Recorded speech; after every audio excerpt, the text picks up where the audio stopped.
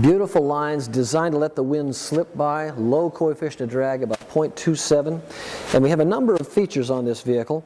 For example, right down in the front, there are small spats right in front of the tire. That's designed to keep that wind from getting up in the wheel well and making rumbling noises. As it slides down the car, the A-pillar and the mirror are now spread farther apart to avoid compressing air and creating any whistling sounds. Underneath the vehicle, there are panels designed to keep the wind moving down. The rear taillights have little guides.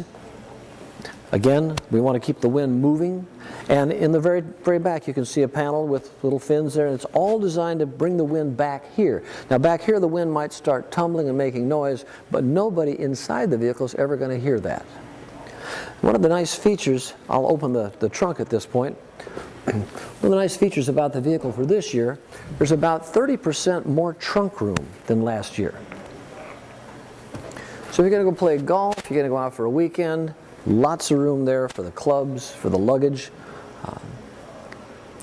We achieved this by making the body itself about 2 inches wider, and also we separated the shock and the spring, so they're in separate places now. Again, it widens out the compartment and really makes for a very, very nice and very functional trunk.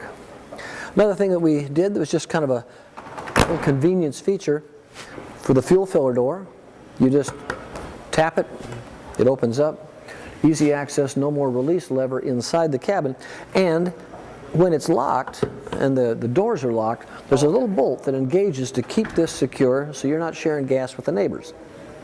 Now, I mentioned how quiet this vehicle is, but there is one time where you don't want it to be quiet, and I have to come back to the front of the vehicle to show you that. Underneath this cover, here's the heart of the whole engine right here. There's a little resonator right here. It will not improve horsepower. It will not improve fuel economy. It's strictly there to let the driver hear the sound of the motor when it's wound up at about 5,000 RPM. The vacuum from the engine manifold takes air through here, through a little resonator, and makes that nice deep-throated growl that lets the driving performance person really hears just the power he's got under the hood. And as we mentioned before, that Sport Plus mode with adaptive suspension. Here's one of those electric motors sitting right on top of the shock, and that will tune that shock absorber. Stiff, smooth ride, it's your choice.